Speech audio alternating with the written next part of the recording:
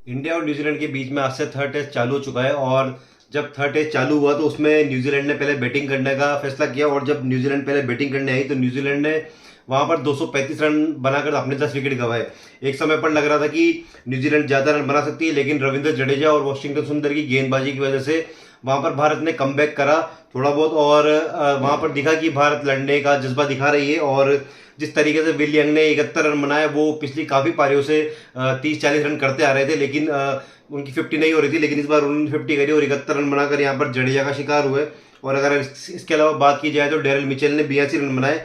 Daryl Mitchell की भी ये पहली 50 थी ओवर पे। तो जिस तरह से न्यूजीलैंड के बल्लेबाजों ने बैटिंग करी, और बात की जाए अगर भारतीय बॉलर्स की, तो यहाँ पर अश्विन को आज एक भी विकेट नहीं मिला। न्यूजीलैंड ने अश्विन को एक भी विकेट यहाँ पर नहीं दिया। और उसके अलावा वॉशिंगटन सुंदर ने 4 विकेट निकाले, रविंद्र जडेजा ने यहाँ पर 5 विकेट निकाले, उन्होंने यहाँ पर पंजा खोला। तो जिस तरह से स्पिनर्स को मदद मिल रही है मुंबई में वानखेड़े के अंदर, वो अच्छी बात है कि वहां पर स्पिनर्स को मदद मिल रही है।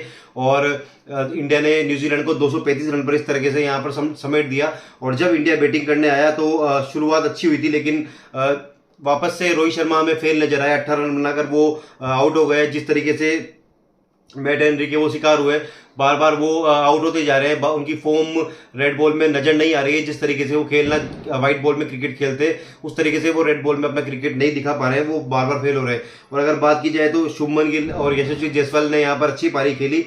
थोड़ी बहुत उनके बीच में पार्टनरशिप बन रही थी। जायसवाल 30 रन बनाकर आउट हुए, शुभमन गिल 31 रन पर यहाँ पर बैटिंग कर रहे हैं। उसके बाद जब यशस्वी जायसवाल आउट हुए 78 रन पर, भारत का एक विकेट था, लेकिन उसके बाद भारत 86 पर 4 हो गया। मतलब समझ नहीं आ रहा है कि भारत कहां पर बार बार गलती कर रहा है। और अगर थर्ड टेस्ट भी यहां पर भारत हार जाता है तो क्लीन स्वीप न्यूजीलैंड कर जाएगा भारत के ऊपर।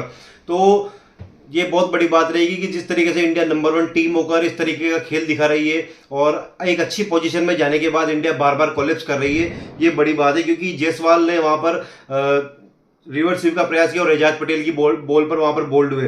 क्योंकि टॉम लेथम को पता है कि बार बार एजाज पटेल को ही बॉल डलाए जा रहे थे वहां पर, जबकि कितने भी रन आ रहे थे एजाज पटेल के ओवर में, बाउंड्री पड़ रही थी, लेकिन उसके बावजूद एजाज पटेल को वहां पर बॉल दी जा रही थी। और एजाज पटेल ने अपना काम किया वहां पर, यशस्वी जायसवाल को उन्होंने बोल्ड किया।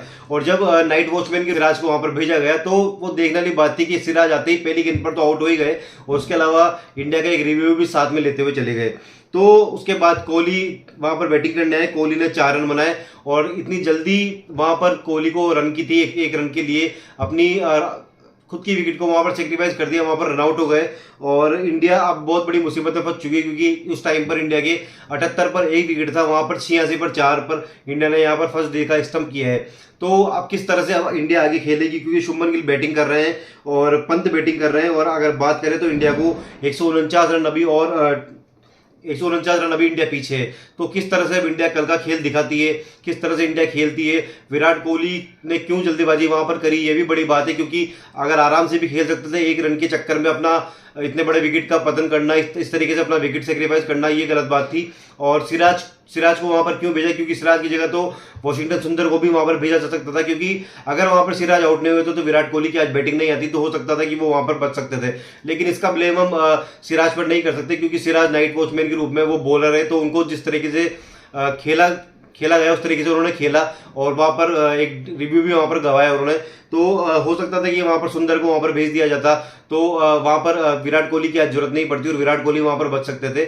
और रोहित शर्मा को कमबैक करना होगा टेस्ट में, क्योंकि बॉर्डर गावस्कर ट्रॉफी भी नजदीक आ रही है। और अगर इस तरह से इंडिया खेलती रही तो किस तरीके से इंडिया डब्ल्यूटीसी फाइनल में नहीं पहुंच सकती, क्योंकि इंडिया को डब्ल्यूटीसी फाइनल पहुंचने के लिए कम से कम चार मैच जीतने पड़ेंगे यहाँ से, क्योंकि बाकी टीमें भी नीचे से लगी हुई है। अगर हम न्यूजीलैंड की बात कर ले, साउथ अफ्रीका की बात कर ले, ऑस्ट्रेलिया की बात कर ले, तो सारी टीमें वहां पर लगी हुई है डब्ल्यूटीसी फाइनल के लिए। तो किस तरीके से अब आगे इंडिया सरवाइव करेगी और किस तरीके से इस टेस्ट में इंडिया जीत की ओर बढ़ेगी, या इंडिया ये टेस्ट भी गवा देगी, आप हमें कमेंट करके बताइए। और विराट कोहली और रोहित शर्मा की फॉर्म कितनी जरूरी टीम इंडिया के लिए, इसको भी आप हमें कमेंट करके बताइए। और इसी तरह हमारे चैनल को सब्सक्राइब कीजिए। Thank you so much.